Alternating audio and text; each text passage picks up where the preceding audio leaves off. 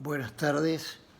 Bueno, hoy vamos a referirnos a una clasificación de obligaciones y dentro de la cual me voy a referir específicamente a las obligaciones solidarias. Las obligaciones por el sujeto se pueden clasificar en obligaciones de sujeto simple y obligaciones de sujeto plural.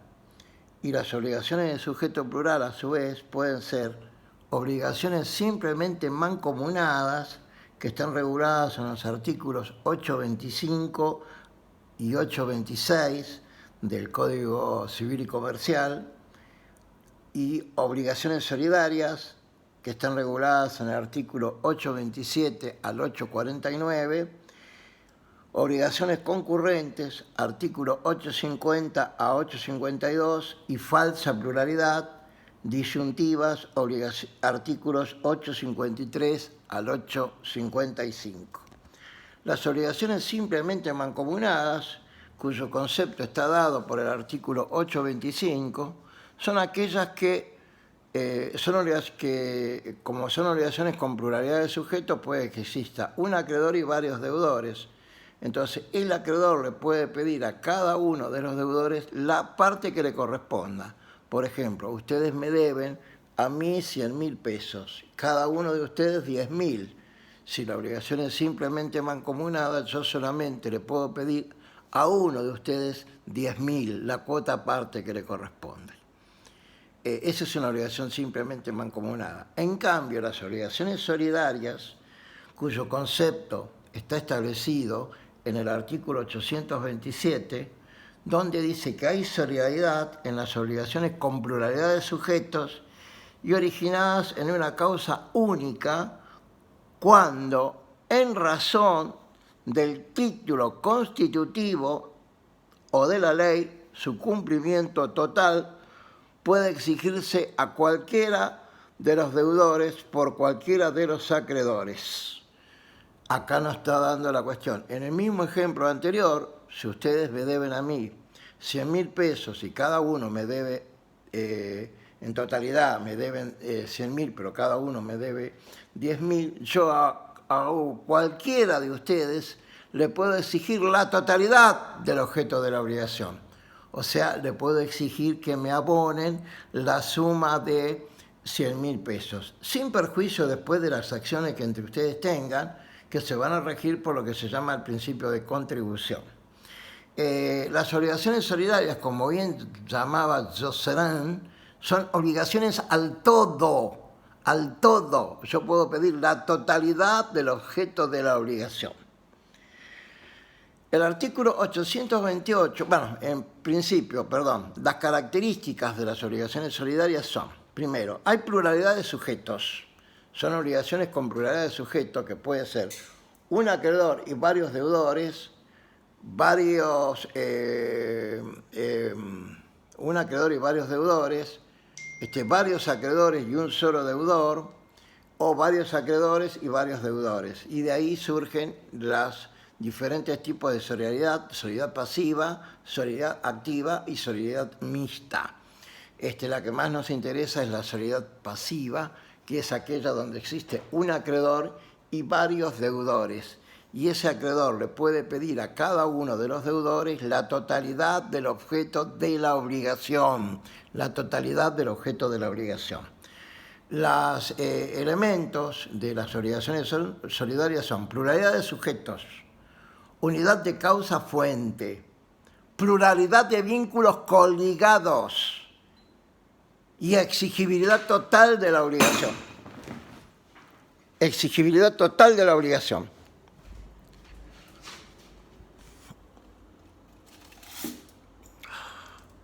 Perdón, una cuestión que pasó y se cayó algo y ahora continúo.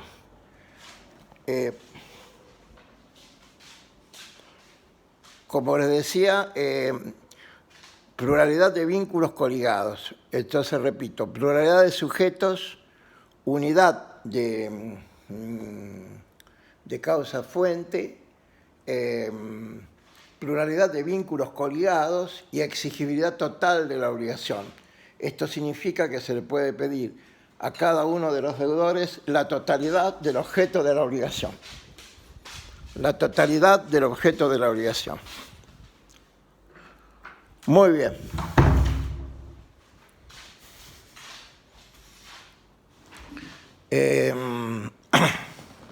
Las obligaciones solidarias, el artículo 828, como bien les dije anteriormente, discúlpenme la cierta interrupción, pero hubo un inconveniente y tuve que levantarme. Se refiere a la fuente de la solidaridad, ya que la solidaridad no se presume para que exista solidaridad, o la ley la establece, o tiene que estar especialmente establecida por las partes. En caso de duda, se entiende que la obligación es simplemente mancomunada, no es solidaria. Tiene que ser expresa la solidaridad. El artículo 828 se refiere a la fuente de la solidaridad, ya que la misma no se presume. La solidaridad debe surgir inequívocamente de la ley o del título constitutivo de la obligación. El artículo 829 les da la categoría normativa al fundamento principal de la solidaridad. Cuando hay solidaridad es porque se considera que existe representación recíproca de los coobligados con los coacreedores. El artículo, en consecuencia, establece claramente que se puede pedir a cualquiera de las partes la totalidad del objeto de la obligación.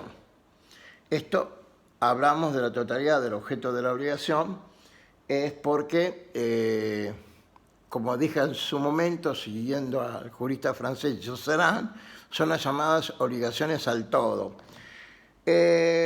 Los caracteres de las obligaciones solidarias, como les dije anteriormente, le podemos agregar otros más, que es excepcional. Cualquier acreedor tiene derecho a demandar la totalidad del objeto de la obligación y existe lo que les había dicho, la pluralidad de vínculos coligados. Es decir, que cada deudor, pluralidad de vínculos coligados, significa que cada deudor se relaciona con cada acreedor y cada acreedor se relaciona con cada deudor de un modo independiente.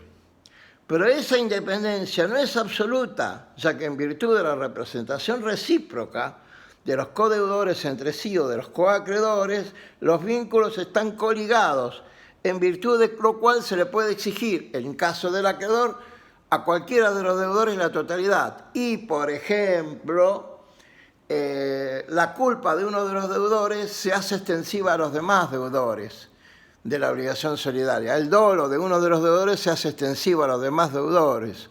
En la oposición de la prescripción opuesta por uno de los deudores se hace extensivo a los demás deudores de la obligación solidaria.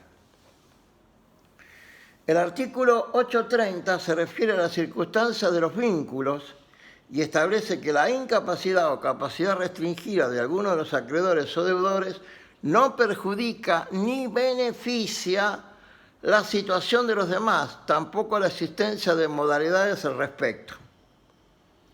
Y el artículo 831 del nuevo Código Civil y Comercial, cada uno de los deudores puede oponer al acreedor las defensas comunes a todos ellos.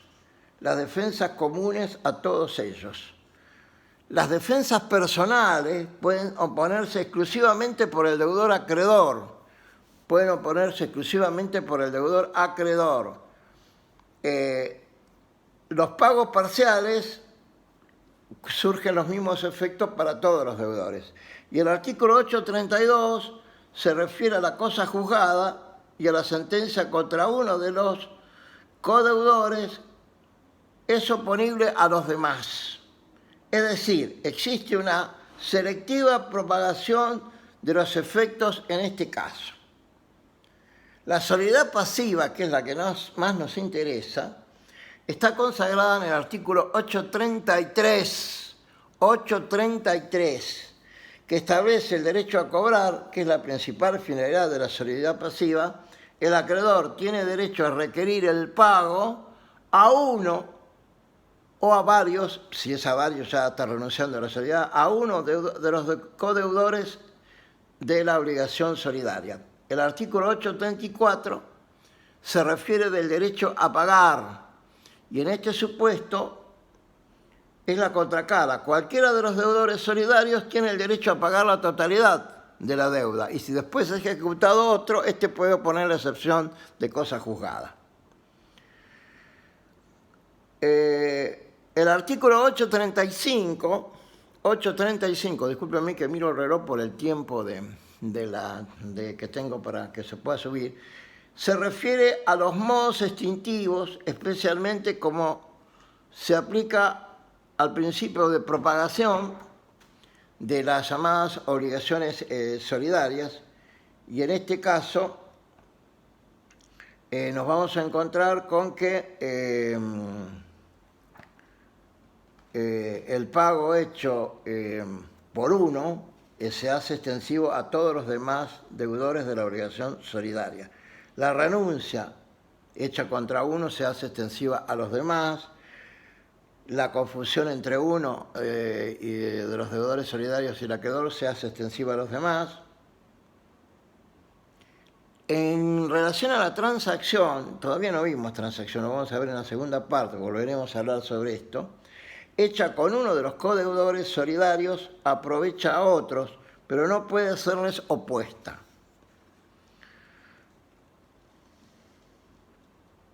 El artículo 839 se refiere concretamente a la interrupción y suspensión de la prescripción, temas que di en la clase del día viernes. La interrupción y suspensión del curso de la prescripción extintiva con respecto a uno de los deudores se hace extensivo a los demás deudores. Si uno pone si está prescripto con relación a uno, está prescripto con relación a todos. O la oposición de la excepción de prescripción hecha por uno de los deudores es válida para todos los deudores de la obligación solidaria. Ahora, ¿cómo se llaman las relaciones que rigen la solidaridad? Las relaciones que hay entre los deudores de una obligación solidaria se llama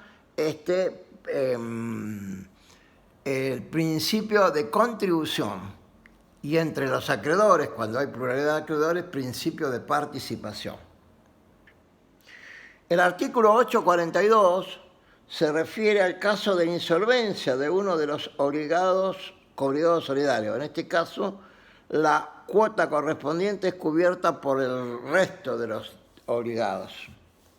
Y la muerte de uno de los deudores es una dispensa de la solidaridad, porque si se mueren los deudores y deja un solo heredero, se le puede exigir a él la totalidad. Ahora, si deja dos herederos, se divide, solamente se le puede exigir a cada uno de los herederos el 50%, y si deja tres, se divide por tres. Esto para que les quede claro.